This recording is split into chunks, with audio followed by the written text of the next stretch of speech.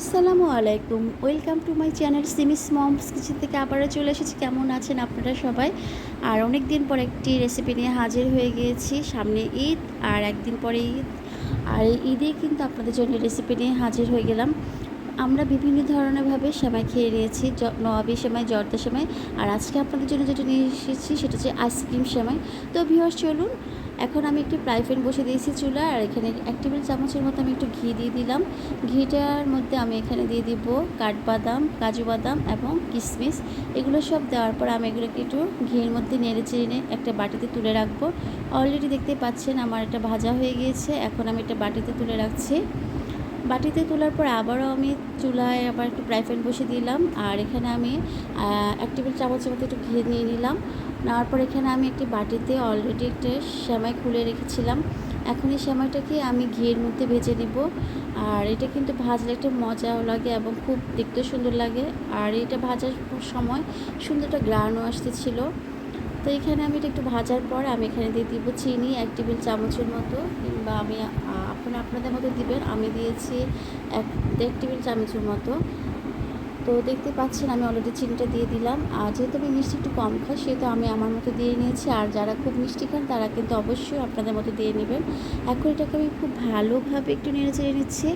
তো দেখতেই পাচ্ছেন খুব ভালো করে এটা নাড়াচাড়া হয়ে যাচ্ছে। এটা নাড়াচাড়া হওয়ার পর আমি এখন এটাকে একটু বাটিতে তুলে রাখবো। যে বাটিটা আমি সেমাইটা রেখেছিলাম সেখানে রেখে দিচ্ছি।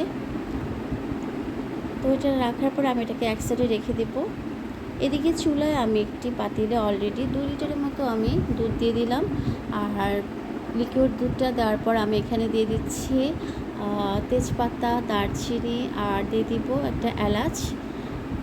তো এগুলো দেওয়ার পরে এটা আস্তে আস্তে 10 মিনিটের মধ্যে এটা জাল হতে লাগলো। প্রায় 10 মিনিট পরে সেখানে আমি আমার মতো আবার একটু চিনি দিয়ে দিলাম।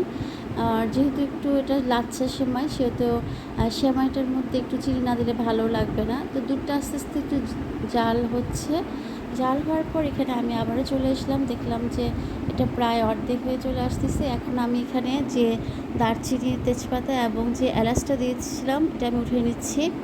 আর এখানে আমি দিয়ে দিব এখন একটা আইসক্রিম।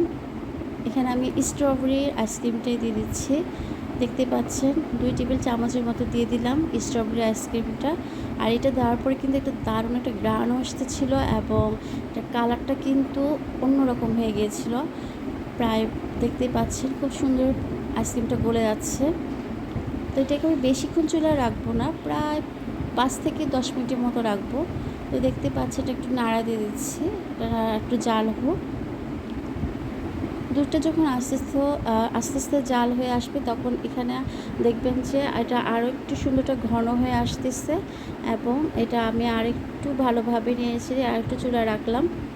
অলরেডি আমি আবারও একটু এখানে একটু এড করে দিব। আর এটা দেখতে পাচ্ছি একটু স্ট্রবেরি একটা কালার চলে এসেছে। এখন এখানে আমি আরেকটু আইসক্রিম অ্যাড করে দিব। এটা আমি আমার স্বাদ মতো দিচ্ছি, যার কারণে এটা খেতে মজা লাগে। আপনারা যদি মনে করেন যে আরেকটু দেওয়া দরকার তখন দিয়ে দিবেন। আর দেখতে পাচ্ছেন খুব নাইস একটা কালার চলে আসছে। তো এই দুধটা যখন একদম জাল হয়ে আসছে, তখন আমি চুলা অফ করে দিব অলরেডি, আর একটু ঠান্ডা করে নেব।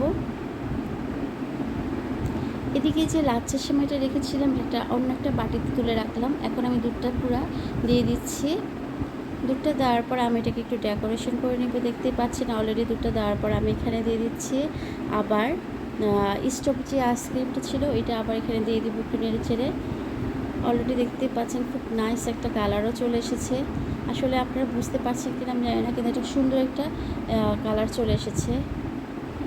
এখানে আমি যে আইসক্রিমটা রেখেছিলাম স্ট্রবেরির, এটা আবার একটু দিয়ে দিব। এটা জাস্ট একটু সাজার জন্য, যেহেতু আমরা আইসক্রিম সেমাই রান্না করছি সেহেতু এটা আইসক্রিম সেমাই। আর এখানে অবশ্যই আইসক্রিমটা আপনারা ইউজ করতেই হবে। তো এটা দেওয়ার পর আমি এখানে কিন্তু আরেকটু সুন্দর করে ডেকোরেশন করে নেব। আর ওদিকে যে আমি যে কাজু বাদাম, তারপরে হচ্ছে কাঠবাদাম, কিশমিশটা যে ভেজে রেখেছিলাম সেটাও আমি এখানে দিয়ে দিব।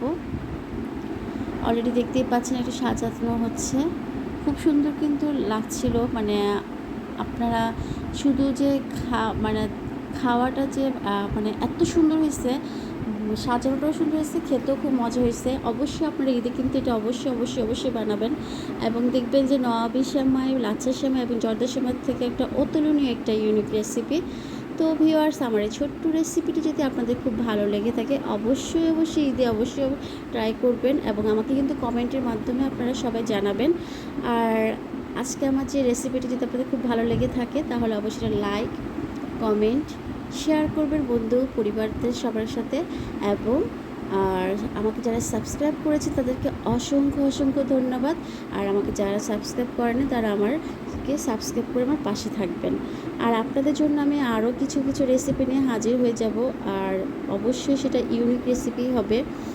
তো ভিউয়ার্স, সবাইকে অগ্রিম ঈদের শুভেচ্ছা এবং অগ্রিম ঈদ মোবারক। সবাই ভালো থাকবেন। আসসালামু আলাইকুম।